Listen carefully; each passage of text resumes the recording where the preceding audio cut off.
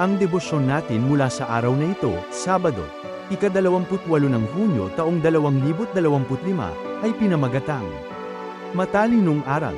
Ito ay mula sa panulat ni Ginoong Jordan Zuniga, California, USA. Ang ating babasahin sa araw na ito ay matatagpuan sa Aklat ng Kawikaan Kabanatang 4, talatang 1 hanggang 10. At ang ating pong pagtutunan ng pansin ay sa kaparehas din ng Aklat ng Kawikaan Kabanatang 4. Talata 4, itinuro niya sa akin at kanyang sinabi, sa aking mga aral buong puso kang manangan, sundin mo ang aking utos at ikaw ay mabubuhay. Noong bata pa ako, gusto kong maging mahusay sa pagtugtog ng clarinet. Ang lolo ko ay isang professional clarinetist at pinangarap kong maging katulad niya.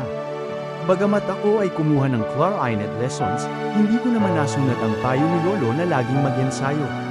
Sinikap ng aking lolo na maakay ako sa tamang landas, ngunit ako naman ay hindi naging seryoso sa pagsunod sa kanyang mga turo. Kung sinunod ko lang ang kanyang mga payo at magandang halimbawa ay mas magaling sana akong music hero ngayon.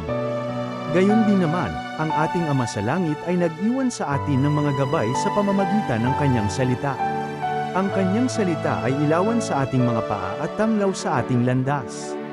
Ibig ng Diyos na tayo'y patnubayan sa tamang daan at gawin tayong matalino. Kapag tayo ay naging sensitibo sa galaw ng banal na espiritu at mabilis sa pagsunod sa utos ng Panginoon, tiyak na tayo ay magiging mas matalino at matagumpay sa ating pananampalataya. Pag inuuna nating hanapin ang gabay ng Panginoon sa banal na kasulatan at sa pananalangin, ito'y pagpapakita ng pagmamahal at pagsunod sa utos Diyos. Ang ating ipapanalangin ngayon ay ang mga gumagabay sa akin. Tayo po ay manalangin, Ama, maraming salamat sa iyong paggabay at pagtuturo sa amin na lumakad sa tamang landas. Ibukas mo po ang aming mga puso sa iyong mga turo, sa pangalan ni Jesus, Amen. Ang ating pong iisipin ngayong araw, hahanapin ko ang payo at karunungan ng Diyos sa banal na kasulatan.